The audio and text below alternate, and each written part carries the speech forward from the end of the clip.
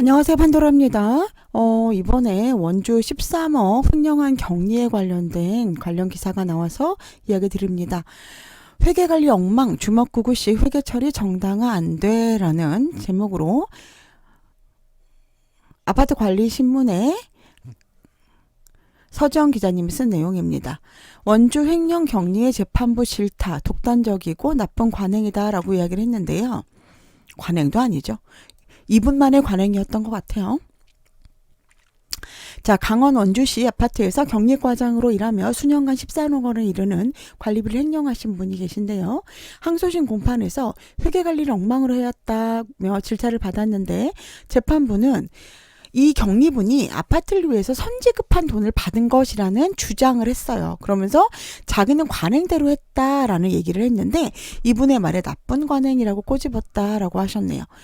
26년 3월부터 피아파트 관리사무소에 근무한 A씨는 10년 정도 근무했죠. 2016년이니까 지금이 2025년이니까 2027년 11월부터 2024년 1월까지 총 14여 건의 관리비를 165회에 걸쳐 자신 또는 아들 명의 계좌로 이체한 혐의로 재판에 넘겨졌고 아파트 관리비 지출 서류 결제 등이 제대로 이루어지지 않은 점 금을 노려서 그 빼돌린 돈을 개인 채무 변제나 해외여행 등으로 썼대요. 그랬더니 1심에서는 춘천지법, 원래 지방법원, 그다음 고등법원, 대법원 이렇게 올라가죠. 충청지방 원주지원 형사 1부의 이승호 부장판사가 특정 경제범죄 가중처벌 등에 관한 법률상 횡령 혐의로 기소된 A씨에 대해 9천만 원만 무죄로 판단되고 처음에 뭐 14억 뭐 이렇게 얘기했으니까 13억 9천 이렇게 얘기했는데 요 9천은 무죄고 13억 여원에 대해서는 유죄를 판결한 거죠. 6년에 걸쳐 큰 금액을 횡령해 신임관계 위배의 정도가 크며 피해 대부분이 회복되지 않았고 아파트 입주민들이 엄벌을 탄원하고 있다는 점을 살펴서 징역 4년을 선고했대요. 와, 13억을 횡령했는데 4년밖에 안 받았네요. 자, 검사와 A씨 항소로 다시 법정에 선 A씨는 혐의 대부분을 부인하며 아파트를 위해 선지출한 돈을 받은 것이고 운영비로 썼기 때문에 불법으로 가로챌 의사가 없었다고 억울함을 표했다라고 합니다.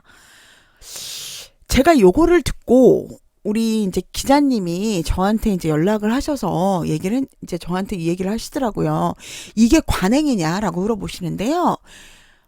제가 여기 아파트 쪽에 2004년인가에 입사를 했거든요. 그래서 지금까지 제가 근무를 하면서 아파트를 위해서 내 돈을 먼저 쓴 적은 뭐 시제가 갑자기 없어서 쓴다거나 이런 거 외에는 없어요. 그리고 제가 지금 스터디를 하고 있고 여러 가지 모임들도 있어서 제가 거기다도 여쭤를 봤어요. 당신들이 혹시 아파트에 돈이 없어서 130만 원을 혹시 아파트 통장에 넣을 생각이 있느냐? 13억이 아니고 1,300만 원 아니고 130만 원. 그랬더니 모든 경리들이 넣지 않겠다라고 얘기를 해요. 왜 내 돈을 거기다 넣어요? 경리가, 그죠? 직장이잖아요, 직장. 직장인데 왜 아파트에 자기 돈을 넣습니까? 말이 안 되죠? 그랬더니 이에 항소심 재판부인 서울고등법원 춘천 재판부 이은혜 부장판사가 선지급한 돈을 받는 게 법에서 허용된 행위이거나 입주대표회의가 허용해 준 것이 아니지 않느냐, 누가 그렇게 회계처를 하냐고 일침을 했다라고 합니다. 그러면서 A씨가 써낸 것만 보더라도 오랜 기간 회계를 엉망으로 해왔다며 이는 독단적인 행위고 아주 나쁜 관행이라고 지적을 했다라고 얘기를 합니다. A씨가 1심 판결에서 유무죄의 기준이 명확하지 않고 무죄 입증 책임이 본인에게 있다는 점도 이해할 수 없는 부분이라고 호소하자 재판부는 주먹구구식 회계 처리는 정당화할 수 없다며 그러한 회계 처리에 대해 무죄를 주장하려면 입증 책임은 피고인에게 있다고 법리를 설명했다라고 얘기를 해요. 그러니까 이분이 그랬나 보죠. 이거를 원래 여러분 알고 계시죠? 지금 우리나라 법은요, 어떤 거를 밝히려고 그러면 본인이 그 내용을 밝혀야 돼요. 본인이 억울함을 밝혀야 된단 말이에요. 본인이 이렇게 잘못된 거고 이건 아니다 이렇게 해서 밝혀줘야 된다라는 거죠. 본인이 주먹구구식으로 회계처리를 해놓고는 이거를 갖다가 너가 아니구나, 이건 내가 먼저 내 돈을 썼다가 나중에 이거를 내가 돌려받은 거야 라고 주장하려면 그 입증 책임도 너에게, 피고인에게 있다 라고 얘기를 해준 거죠. 이 A씨가 주장한 관행 부분에 대해서 백선의 이지집합 건물 회계 컨설팅 대표 저죠. 아파트에서 시세가 떨어진 상태에서 당장 물건을 구입해야 하는 등 급하게 필요한 경우 직원이 먼저 돈을 쓰고 그 돈을 나중에 줄 수는 있지만 이는 아주 가끔 소소한 금액에 한할 뿐 6년 동안 13억 원에 이르는 돈을 그렇게 할 수는 없을 것이라며 A씨의 주장이 신빙성이 떨어진다고 봤다. 백 대표는 아파트에 컨설팅을 할 경우에도 그럴 경우 만약에 제가 시제가 없어요. 근데 돈을 써야 돼. 시제가 없어. 근데 그때 사무용품비를 써야 돼요. 그러면 어떻게 해야 되죠? 내 돈으로 사게 되잖아요. 그럴 때 먼저 돈을 입금전표를 쓰라는 거예요. 현금이 있고요. 옆에 여기 차입이나 가수그림으로 계정 과목을 쓰라는 거죠.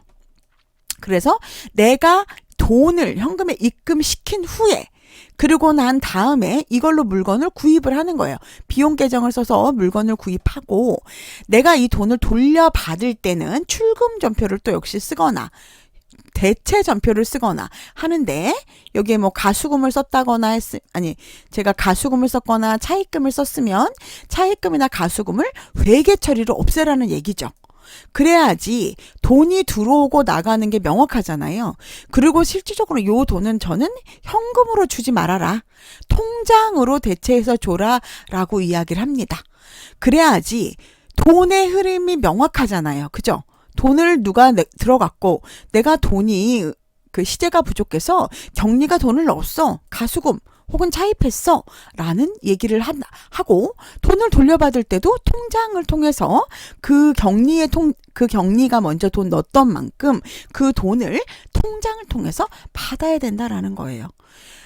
아파트에서 컨설팅을 할 때도 그럴 경우 현금을 쓰지 말고 통장 입금과 차입금, 가수금 계정을 활용해 돈의 흐름에 대한 증빙을 남기라고 한다.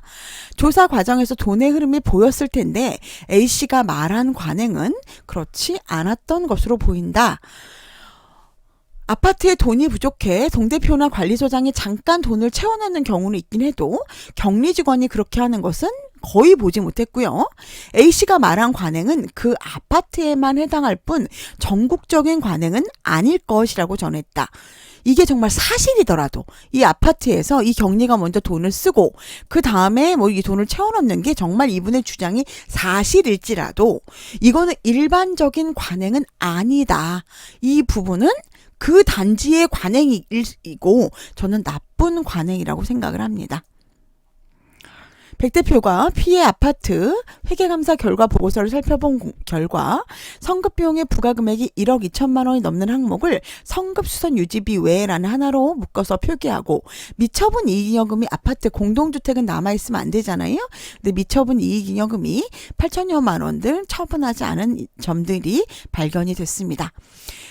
A씨와 같은 형태는 아니지만 일부 아파트에서도 부적절한 관행으로 인해 회계 문제가 발생하기도 하고 공동주택에서는 일반적으로 관리비 등을 예치하는 통장에 관리사무소의 소장님 도장과 입주자 대표회의 도장을 복수로 등록하고 이를 통장과 비번은 격리가 그리고 직인들은 각각 소장님과 우리 회장님들이 갖고 계시죠. 그렇기 때문에 사실은 이 격리분이 뭔가 횡령을 하려고 해도 사실 쉽지가 않잖아요. 그죠? 그래서 제가 혹시 여기 단지가 인터넷 뱅킹을 사용했나요? 라고 물어봤어요. 인터넷 뱅킹으로 하면 이렇게 도장이 필요가 없잖아요. 근데 원래 일반적인 아파트는요, 인터넷 뱅킹을 할 때도 요 공인인증서 있잖아요. 공인인증서 이렇게 비번 나오는 거, 그거 뭐라고 그러죠? 갑자기 생각이 안 나는데, 공인인증서나 요거를 발행하는 카드 있잖아요. 그 카드를 소장님이 가지고 계세요. 그래서 함부로 이거를 인터넷 뱅킹으로도 안 하지만 일반적인 공동주택에는 인터넷 뱅킹도 안 하지만 한다고 하더라도 각각 공인인증서나 아니면 그 발행할 때 카드 있잖아요. 아니면 그 눌러가지고 나오는 키 그거 자체를 소장님이 보유하고 계시다라는 겁니다. 그래서 일단은 이렇게 분리해서 각각 가지고 있어요. 그렇기 때문에 사고가 발생을 하기가 어렵고요. 하고 났다 그러면 만약에 근데 이렇게 만약에 은행을 갔다 왔어요.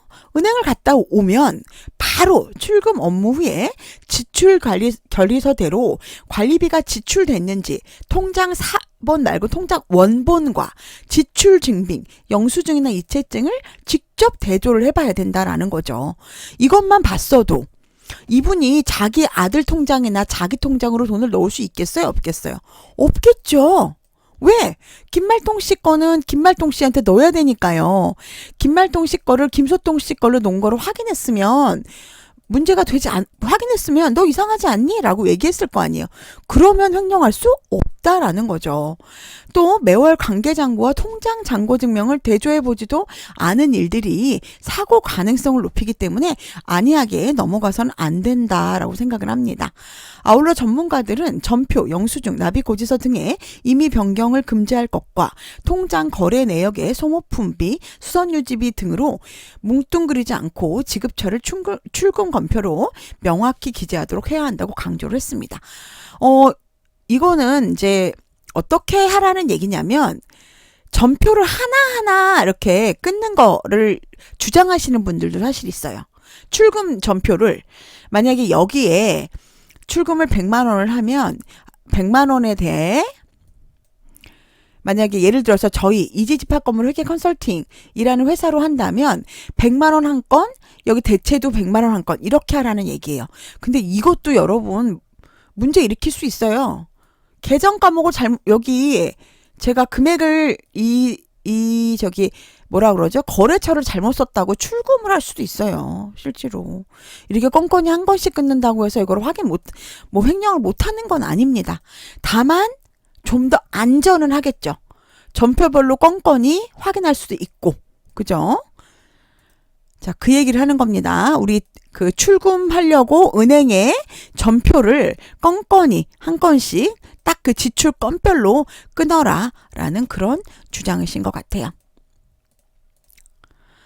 자, 요 내용을 전반적으로 봤을 때는요. 저는 우리 경리분들이요. 아파트 경리분들이 정말 이런 한 장 틀리면 그걸 맞추려고 굉장히 노력을 해요.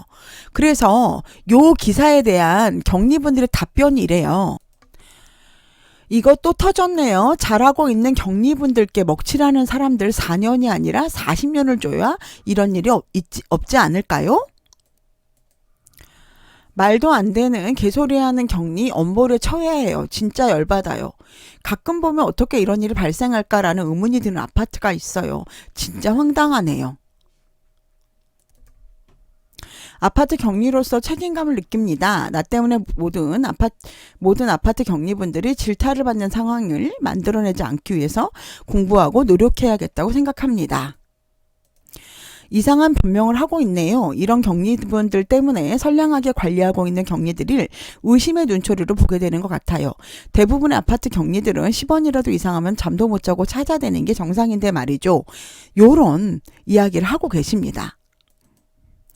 실질적으로 대부분의 경리분들은 정말 이런 한 장이라도 틀리면 맞추기 위해서 막 밤 12시까지도 하고 막 주말에도 나와서 일하고 그러십니다. 그런데 이런 몇몇 분 때문에 정말 많은 분들이 오해를 받으시는 경우가 많이 있는 것 같아요.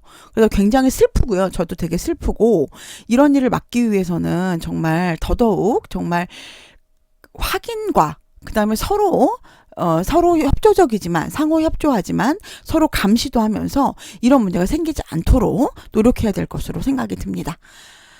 아, 너무 속상한 일인데요. 그래도 여러분들도 알고 계셔야 하기 때문에 제가 기사를 읽어드렸습니다. 오늘도 좋은 하루 되시고요. 이런 기분 나쁜 기사가 다음에는 없고 행복한 기사들만 제가 예, 찍어드렸으면 좋겠네요. 행복하시고 다음에 뵙겠습니다.